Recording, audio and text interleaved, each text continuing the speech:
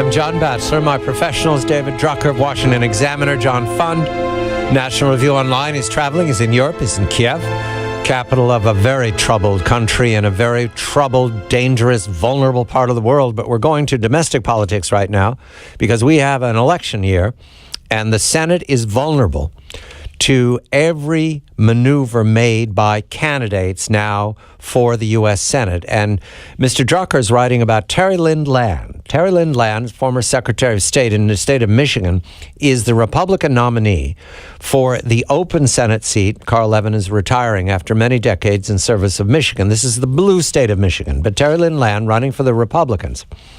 Question here is the war on women.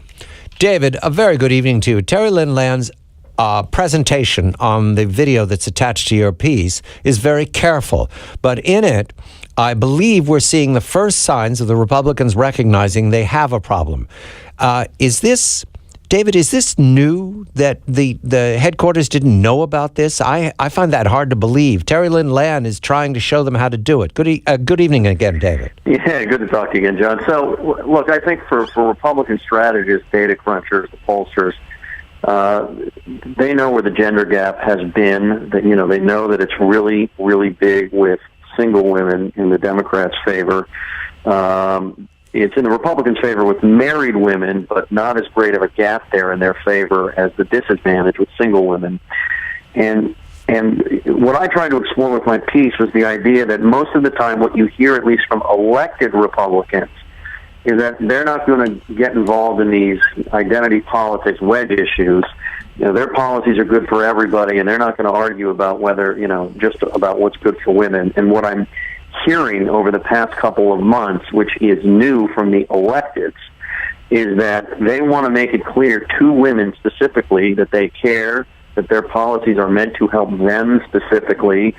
Yes, their policies are meant to help everybody else, but that they're just responding directly to the Democrats' attacks, whether it's about equal pay for equal work or anything else. And the Land ad was very interesting because what she said is, how is it that a male Democrat knows more about what's good for women than me? After all, I am a woman.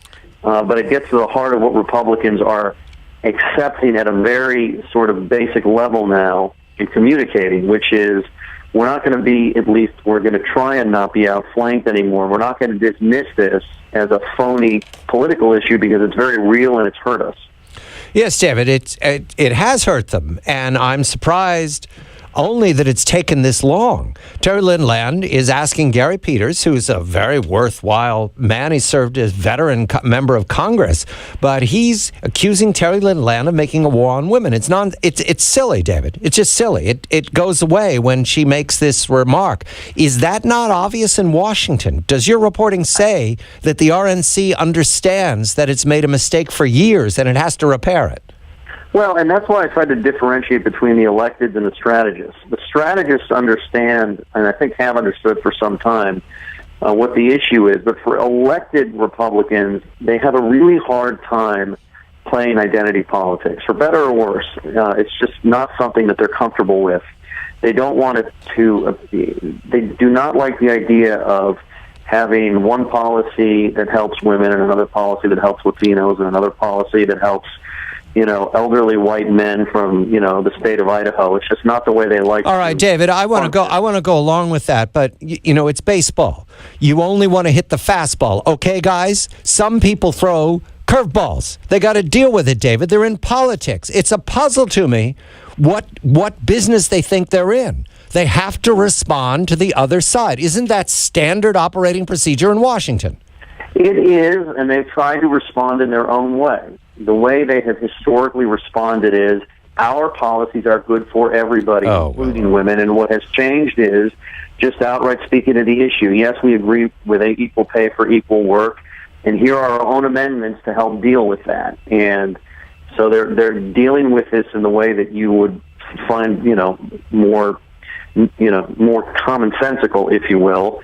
But it's definitely new for the elected. The strategists, the party committees, they got over this a long time ago, but, it's the politicians that make policy and have to say the things that they write for them in the ads, and if they're not going to do it, they won't do it.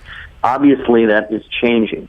All right, it's a positive. Maybe. We'll see if they can hit the curveball. Mr. Fund, I want to go to the Shaheen-Brown race in New Hampshire. I've done some reporting on this, and you've led me over these years, John. Senator Shaheen is very popular. She's been governor. However, she's making mistakes about the Affordable Care Act. This mistake by John Kerry, do you think it'll hurt Senator Shaheen? She was already on the defensive over the ACA. Well, it forces Democratic senators once again to choose between their electorate, their donor community, and the Obama administration. Right. And I have no doubt that they're going to put pressure on the Obama administration. Jewish Americans are an enormously powerful base in the Democratic Party because of their financial clout. A few years ago, a fundraiser privately told me that over 40% of the money collected by the Democratic National Committee comes from Jewish American sources. So if John Kerry does not eat crow on national television on this within the next few days, I think we're going to see a donor revolt.